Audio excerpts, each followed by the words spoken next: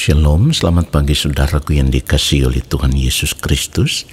Kita jumpa lagi di dalam kasih Tuhan Yesus Kristus yang telah menjaga memelihara hidup kita sampai saat ini.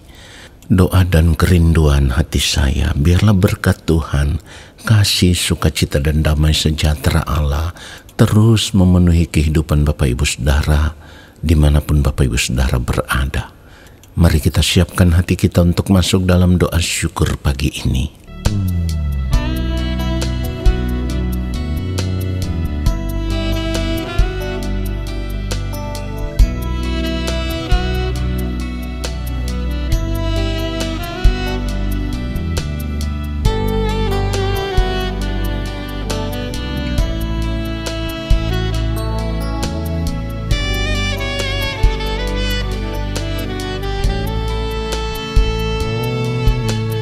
Ku mau hidup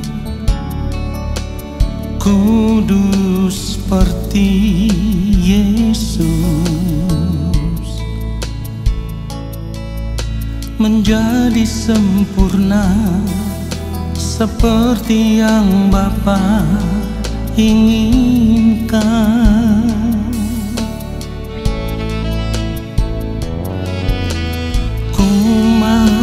Selalu berkenan padamu, hidup mengenakan pikiran dan perasaan Kristus, dalam perkataan, dalam perbuatan. Ku mau Kristus nyata di dalamku, yang ku ingini hanya kerajaan-Mu, ya Allahku. Keindahan dunia, kesenangan dunia, tak ku ingini lagi semua itu, sebab kemuliaan yang Bapa sediakan itulah yang sempurna.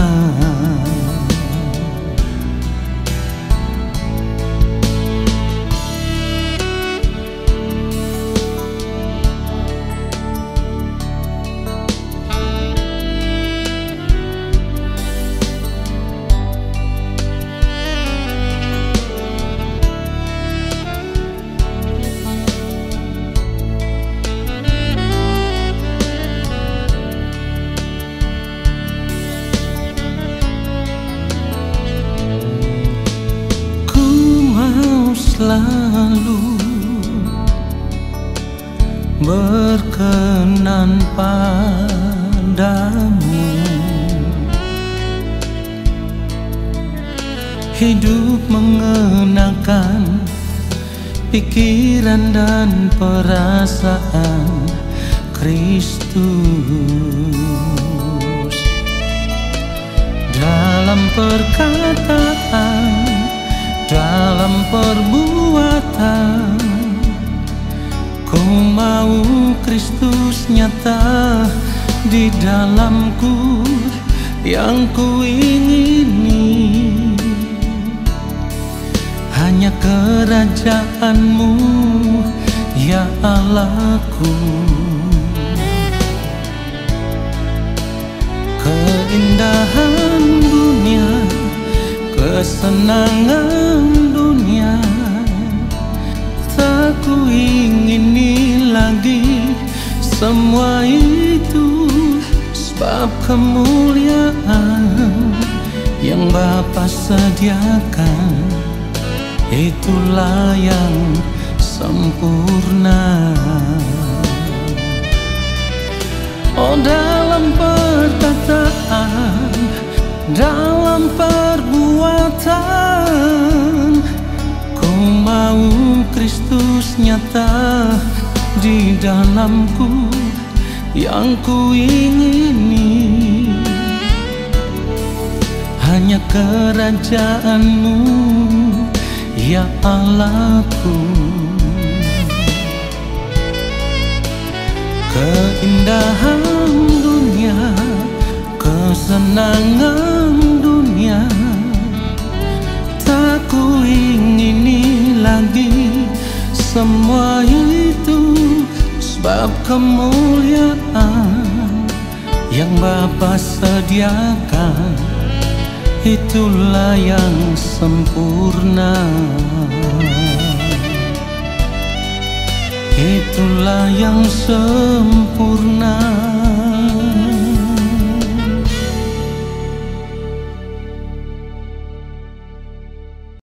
Mari kita berdoa. Bapa yang Maha Kudus, terima kasih untuk kasih setia-Mu yang Engkau nyatakan dalam kehidupan kami.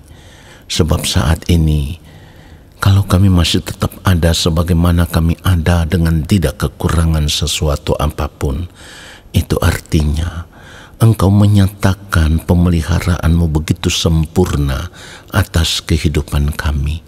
Kami bersyukur untuk nafas hidup, kekuatan, kesehatan tubuh yang baru yang Tuhan berikan kepada kami sampai detik ini. Lalu saat ini kami membuka hati kami untuk menerima kebenaran firman-Mu. Ya Bapa, berbicaralah bagi kami, sampaikanlah isi hati-Mu kepada kami lewat firman-Mu. Roh Kudus memberikan kepada kami hikmat pengertian untuk mengertiakan kebenaran firman-Mu, lalu kami mau berjuang untuk hidup seturut dengan firman-Mu. Di dalam nama Tuhan Yesus Kristus, kami siapkan hati kami untuk menerima firman Tuhan saat ini. Amin. Saudara yang dikasihi oleh Tuhan Yesus Kristus, Galatia pasal yang kedua ayat 20, namun aku hidup, tetapi bukan lagi aku sendiri yang hidup, melainkan Kristus yang hidup di dalam aku. Dan hidupku yang kuhidupi sekarang di dalam daging adalah hidup oleh iman dalam Anak Allah yang telah mengasihi aku dan menyerahkan dirinya untuk aku. Nah, saudaraku, jadi di sini ukurannya sudah bukan lagi berapa lama kita menjadi orang Kristen atau orang percaya, bukan, ya. Hidup yang baru itu ukurannya sudah bukan lagi berapa lama kita sudah menjadi orang Kristen, berapa lama kita sudah menjadi orang percaya atau menjadi anak-anak Tuhan. Bukan itu. Tetapi ukurannya adalah apakah kita mau sungguh-sungguh mengenakan hidup baru di dalam Tuhan Yesus Kristus atau tidak. Lalu kita bisa sampai pada satu prinsip hidup yang benar-benar akan menyita seluruh hidup kita, yaitu bagiku hidup adalah Kristus dan mati adalah keuntungan. Filipi 1 ayat 21 mengatakan itu. Karena bagiku hidup adalah Kristus dan mati adalah keuntungan. Nah, saudara yang dikasihi oleh Tuhan Yesus Kristus, ketika kita bersedia mengenakan hidup baru di dalam Tuhan Yesus Kristus, itu berarti kita juga harus bersedia melepaskan diri dari keterikatan dengan dunia ini. Kita juga harus bersedia memutuskan hubungan percintaan kita dengan dunia ini, memutuskan persahabatan kita dengan dunia ini. Dan memang firman Tuhan katakan itu, kita tidak boleh bersahabat dengan dunia ini, atau kita tidak boleh mengingini apapun yang ada di dalam dunia ini. Sebab firman Tuhan juga mengatakan itu dengan sangat jelas, saudaraku. Kalau kita melihat 1 Yohanes pasal 2 mulai ayat 15, firman Tuhan katakan, janganlah kamu mengasihi dunia dan apa yang ada di dalamnya. Jikalau orang mengasihi dunia, maka kasih akan Bapa tidak ada di dalam orang itu. Lalu ayat 16, sebab semua yang ada di dalam dunia, yaitu keinginan daging dan keinginan mata serta keangkuhan hidup bukanlah berasal dari Bapa, melainkan dari dunia. Perhatikan ayat 17, dan dunia ini sedang lenyap dengan keinginannya, tetapi orang yang melakukan kehendak Allah tetap hidup selama-lamanya. Jadi saudaraku, kalau kita masih tetap bersahabat dengan dunia ini, ya, terikat dengan dunia ini, hidup dengan cara hidup dunia ini, berarti kita belum mengenakan hidup yang baru. Hidup yang baru itu harus membuat kita rela melepaskan kehidupan dunia, kehidupan yang lama. Kalau kita belum melepaskan semua itu, berarti kita belum terpisah dari dunia ini. Padahal sebagai orang percaya, kita itu harus hidup terpisah dari dunia ini. Sekalipun kita masih ada di dalam dunia ini, tetapi hasrat hati kita, keinginan kita, kesenangan hidup kita sudah tidak lagi ditujukan kepada dunia ini dengan segala kesenangannya. Kita tidak mengingini itu semua, ya. Tidak boleh lagi. Mengenakan hidup baru di dalam Tuhan Yesus Kristus berarti kita mengambil langkah pertobatan. Sekali lagi, dengar baik. Mengenakan hidup baru di dalam Tuhan Yesus Kristus berarti kita mengambil langkah pertobatan. Dan langkah pertobatan itu harus berlangsung terus-menerus di dalam kehidupan kita setiap hari, ya, setiap hari. Bahkan itu merupakan sebuah garis lurus yang panjang. Saudara perhatikan itu, pertobatan itu harus merupakan sebuah garis lurus yang panjang. Saudara mau tahu seberapa panjangnya? Ukuran panjangnya adalah seumur hidup kita, ya, seumur hidup kita. Jadi langkah pertobatan itu harus terjadi dalam kehidupan kita setiap hari terus menerus sepanjang umur hidup kita. Saudaraku, jadi pertobatan ketika kita meninggalkan manusia lama, lalu kita mulai mengenakan manusia yang baru di dalam Tuhan Yesus Kristus, harus benar-benar terlihat nyata di dalam kehidupan kita secara terus-menerus.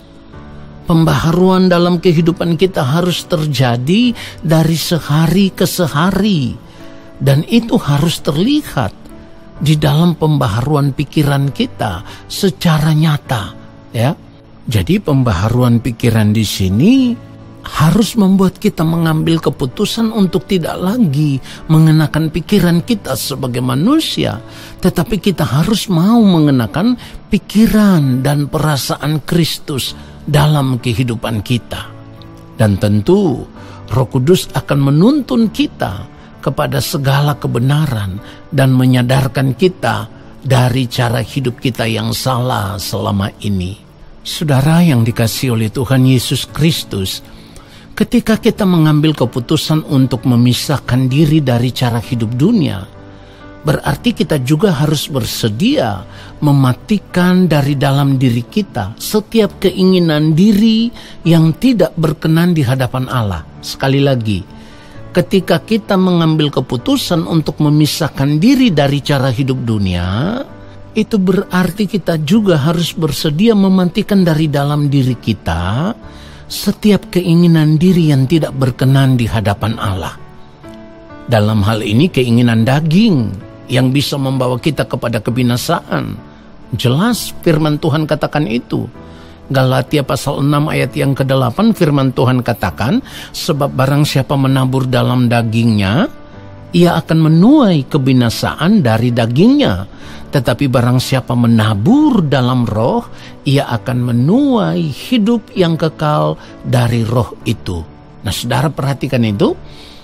Jadi mengambil keputusan untuk hidup terpisah dari dunia ini, atau dengan kata lain melepaskan diri dari keterikatan dengan cara hidup dunia yang sia-sia, adalah sebuah keharusan, ya, sebuah keharusan jika kita benar-benar ingin memiliki hidup yang kekal. Saudara, tetapi kita juga harus benar-benar menyadari bahwa berjuang untuk hidup benar-benar benar, ya. Berjuang untuk hidup benar-benar benar, artinya berjuang untuk memiliki hidup yang berkenan di hadapan Allah, itu tidak gampang. Sekali lagi, itu tidak gampang. Nah, oleh sebab itu kita harus memiliki komitmen. Kita harus mengambil keputusan supaya kita memiliki komitmen yang kuat untuk terus dibaharui dari sehari ke sehari. Nah, kenapa kita harus berjuang, saudaraku? Karena kita sudah terlanjur salah. Selama ini kita sudah terlanjur salah, dididik oleh dunia ini. Hati dan pikiran kita sudah terlanjur terikat dengan berbagai kesenangan hidup yang duniawi. Kesenangan-kesenangan diri yang kita ingini selama ini adalah kesenangan daging semata-mata. Tetapi selama ini kita tidak pernah menyadari akan hal itu, karena selama ini kita menganggapnya sebagai cara hidup yang wajar. Mengingini ini dan itu, apapun kesenangan dunia yang kita nikmati, kita menganggapnya sebagai kewajaran hidup dunia. Padahal itu adalah sesuatu yang sangat berbahaya bagi kehidupan kita di kekekalan. Kalau kita melihat Galatia pasal 5 ayat 19 sampai ayat 21. Firman Tuhan menggambarkan akan hal ini dengan sangat jelas. Perbuatan daging telah nyata, yaitu percabulan, kecemaran, hawa nafsu, ayat 20, penyembahan berhala, sihir, perseteruan, perselisihan, iri hati, ya, amarah, kepentingan diri sendiri, percideraan, roh pemecah, ayat 21, kedengkian, kemabukan, pesta pora, dan sebagainya. Perhatikan ini, terhadap semuanya itu kuperingatkan kamu, seperti yang telah kubuat dahulu, bahwa barang siapa melakukan hal-hal yang demikian, ia tidak akan mendapat bagian dalam kerajaan Allah. Saudara, seharusnya kita melihat ini sebagai peringatan keras. Jadi kalau kita tidak mau memisahkan diri kita dari dunia ini, kita tidak mau hidup terpisah dari dunia ini, lalu kita tetap hidup dalam cara hidup dunia, kita masih tetap hidup dengan keinginan diri sendiri yang dipenuhi dengan keinginan daging, maka sebenarnya kehidupan kita di kekekalan itu terancam, saudaraku. Kita tidak akan mungkin bisa diterima di dalam kerajaan Allah. Firman Tuhan katakan itu. Barang siapa melakukan hal-hal yang demikian, ia tidak akan mendapat bagian dalam kerajaan Allah. Jangan main-main dengan ini, saudaraku. Oleh sebab itu kita harus berjuang sungguh-sungguh, melepaskan diri kita dari keterikatan dengan semuanya itu. Ya, saudara, perhatikan baik. Kalau kita tidak mau sungguh-sungguh berjuang untuk benar-benar terpisah dari dunia ini, kalau kita tidak mau berjuang untuk terpisah dari dunia ini, kita tidak mau hidup di dalam penurutan akan kehendak Allah, maka kehidupan kita menjadi sia-sia. Kekristenan kita menjadi sia-sia. Percaya kita kepada Tuhan menjadi sia-sia. Itulah kenapa firman Tuhan katakan di dalam Matius 22 ayat 14, sebab banyak yang dipanggil tetapi sedikit yang dipilih. Artinya orang yang terpilih adalah orang-orang yang benar-benar mau menyerahkan dirinya kepada Tuhan dan memisahkan dirinya dari dunia ini. Tuhan Yesus memberkati kita semua. Amin. Mari kita arahkan hati kita kepada Tuhan. Mari kita berdoa. Bapa yang mulia, kami sudah mendengarkan kebenaran firman-Mu. Kami mau belajar, Tuhan, untuk berjuang terus, hidup dalam kebenaran-Mu, meninggalkan dunia ini dengan segala kesenangannya apapun itu bentuknya. Lalu kami mau belajar tetap setia di dalam pengiringan kami akan Engkau. Kami mau belajar untuk hidup dalam penurutan akan kehendak Allah. Bapa, mampukan kami. Roh Kudus, mampukan kami Bapa, pada kesempatan ini pun hamba berdoa kepada anak-anak-Mu dalam segala pergumulan hidup mereka. Mereka yang bergumul untuk berbagai masalah kehidupan apapun bentuknya. Baik masalah rumah tangga, masalah ekonomi, masalah sakit penyakit, dan berbagai masalah hidup yang merupakan pergumulan hidup anak-anak-Mu ya Allah. Hamba berdoa belas kasihanilah mereka, tolonglah mereka. Tetapi biarlah semua itu terjadi karena kehendak Bapa, karena belas kasihan Bapa atas anak-anak-Mu, dan bukan karena kehendak kami. Dan di dalam segala keberadaan hidup kami mau tetap setia mengiring Tuhan. Dalam nama Tuhan Yesus Kristus, kami sudah berdoa. Haleluya. Amin.